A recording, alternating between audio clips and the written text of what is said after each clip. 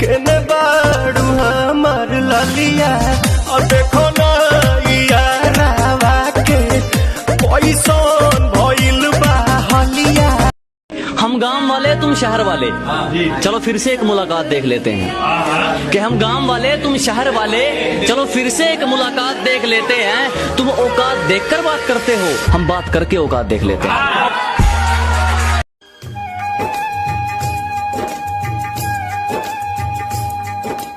प्रेम दीवानी तू जीती, मैं तेरे प्यार से हारा।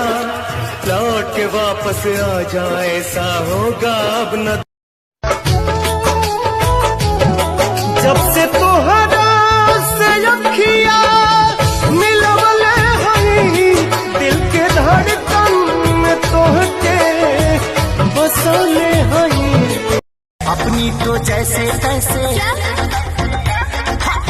थोड़ी ऐसे या वैसे कट जाएगी। आपका क्या होगा जाना बेहाली।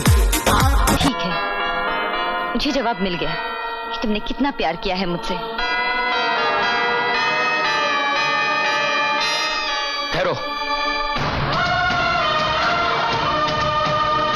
मांगी तो तुमने मेरी जान ही है,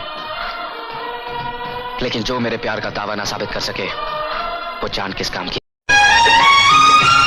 क्या तुझको कभी भी मेरी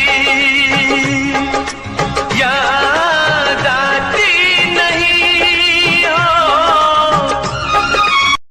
इन हुस्न के जलवों ने मेरा होश उड़ा डाला, मुझे रांझा बना डाला, मुझे जोगी बना डाला।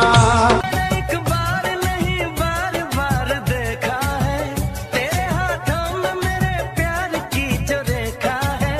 तेरी खुशबू मेरी सांसों में जो महकती है।